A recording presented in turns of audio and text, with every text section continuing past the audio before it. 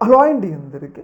రీసెంట్గా ఉత్తరప్రదేశ్ రాష్ట్రంలో ఉత్తరప్రదేశ్ పోలీసులు అక్కడ ముస్లింల మీద లాఠీచార్జ్ చేయడం జరిగింది. అయితే ఈ విజువల్స్ అనేవి దేశవ్యాప్తంగా సంచలనంగా మారినాయి అనమాట. ఎందుకు అంటే పోలీసులు కొట్టిన విధానం, అది కూడా ఉత్తరప్రదేశ్కి సంబంధించిన రాష్ట్రం, అక్కడ యోగి ఆదిత్యనాథ్ ఉంటారు కాబట్టి ఆయన ప్రేరేపణలతోనే ఇంత స్థాయిలో ముస్లింలని అణిచివేస్తున్నారని చెప్పేసి చాలా పెద్ద స్థాయిలో దేశవ్యాప్తంగా ఉన్న ముస్లింలు ఈ ముస్లింలకి మద్దతుగా నిలవడమే జరిగింది. అయితే దీని వెనక ఒక బ్యాక్గ్రౌండ్ ఉంది. ఎందుకు కొట్టారు పోలీసులు అని చెప్పేసి అందరికీ కూడా కొన్ని డౌట్లు వస్తాయి అనమాట. అయితే పోలీసులు కొట్టడానికి ప్రధాన కారణం ఏంటి అంటే, గత కొన్ని రోజులుగా బరేలీ ప్రాంతంలో, ఉత్తరప్రదేశ్లోని బరేలీ ప్రాంతంలో ముస్లింలు ఐ లవ్ మహమ్మద్ అని చెప్పేసి కొన్ని ప్లకార్డులు పెట్టడం కానీ, అలాగే కొన్ని రెచ్చగొట్టే వ్యాఖ్యలు చేయడం కానీ చేస్తూ ఉన్నారనమాట.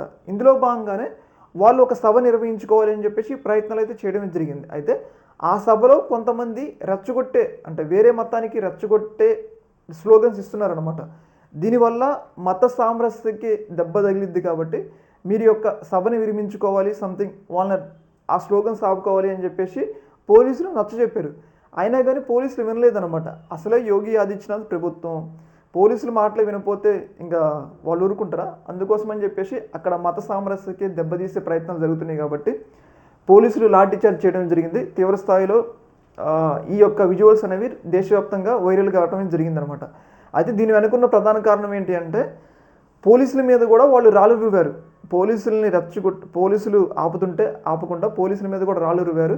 అందుకోసం అని చెప్పేసి అక్కడ శాంతి భద్రత అదుపులో కోసం ఈ దాడి జరిగింది అని చెప్పేసి మనకైతే అర్థమవుతుంది. దాడి కాదు, పోలీసులు లాఠీచార్జ్ చేశారని చెప్పేసి మనకైతే అర్థమవుతుంది. ఈ యొక్క అంశంలో మీ యొక్క అభిప్రాయాన్ని కామెంట్ సెక్షన్లో తెలియజేయండి. Okay, thank you.